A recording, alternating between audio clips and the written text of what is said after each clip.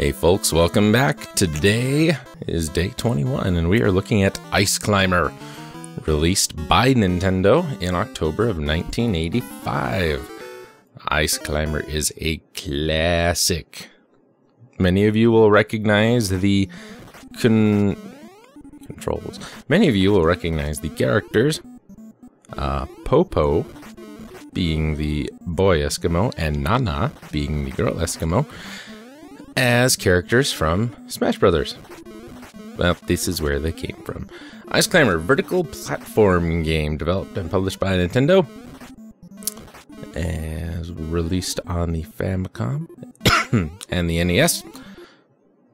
We have to venture up 32 ice-covered mountains and recover stolen vegetables from a giant condor. Right. So, in 1984, when the game was released, a slightly different, lesser-known version of the arcade game Versus series called Versus Ice Climber was released. In some European countries, the NES console was sold bundled with the game, which made it a little more popular outside of Japan than it was. So, Popo and Nana carry around a wooden mallet to carve openings in the ice above and to club enemies. Each mountain level consists of 8 layers of colorful ice and a bonus stage. Standard dull blocks pose no threat other than they are easily disposed of with your hammer. Square ice blocks with higher detail are indestructible, forcing the player to take another path. Hatched ice acts as a conveyor belt, sliding our Eskimo heroes left or right. And many mountains include unbreakable moving platforms that resemble clouds. The bonus stage takes place at the peak of the mountain. Within a 40-second time limit and no enemies, the ice climbers have to face tricky jumps and multiple moving platforms. The peak is also the only place to recover the stolen vegetables, most notably eggplants. Enemies encountered on the way up include Topi, Nitpicker, and the Polar Bear. Topis come in 2 varieties: the seal, featured in the Japanese release, and the small-beaked Yeti seen in the Western version. The Japanese versions of the game released on the GBA also use the white Yeti instead of the seal. Toppies have the ability to fill in holes. To do this, a Toppy scouts out an opening in the floor, runs back to its cave, re-emerges pushing an icicle in to fill the blocks. The process repeats until no more openings on their layer of ice exists. The Nitpicker is a small mountain-dwelling bird that swoops down from icy caves on the level's edges. Unlike the Toppy, which is confined to one floor of the mountain, Nitpickers can cross over multiple layers. Taking them into account along with moving platforms and sliding ice, timing jumps can be difficult. The final enemy is a bipedal polar bear, wearing sunglasses and pink shorts. Appears on screen only when Popo and Nana take too long to advance. Pounding the ice, the polar bear forces the screen to move up. If an Eskimo is forced off screen, you lose a life. There's also falling icicles.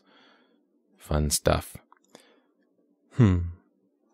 After the bonus stage, your score gets tallied. Points are awarded for every brick of ice you destroyed, every Toppy pushed icicle smashed, every Nitpicker killed, and every vegetable collected. Finally, a bonus score is awarded if a player manages to climb to the top of the bonus stage and jump up and grab the condor. The game keeps track of the high score, although there was no way to save it on the NES. The game can be played in 1 or 2 player mode. The later places Popo and Nana against each other in a race to the summit. Players may prefer to play cooperatively on the way up, but during the bonus round, they must compete for the top. Excuse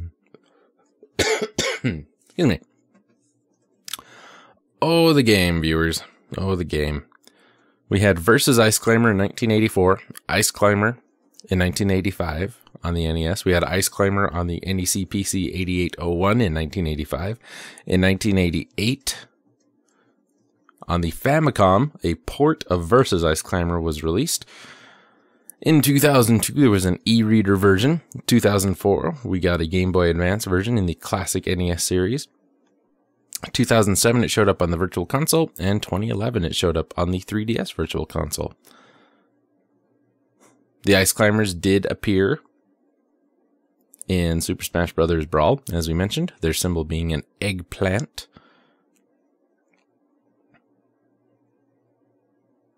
And pretty fun stuff there. I lost my train of thought. Anyway, themes and imagery from Ice Climber regularly appear in the WarioWare series. In Kirby's Nightmare in Dreamland and Kirby Air Ride, when Kirby gets the freeze ability, he dons Popo's parka in the same manner it is worn in the Super Smash Bros. Series.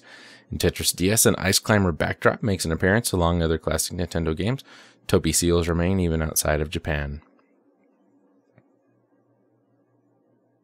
It's overall a very fun game. I had fun playing it. It didn't get really great reviews, though. It came out to about a 6.5 out of 10.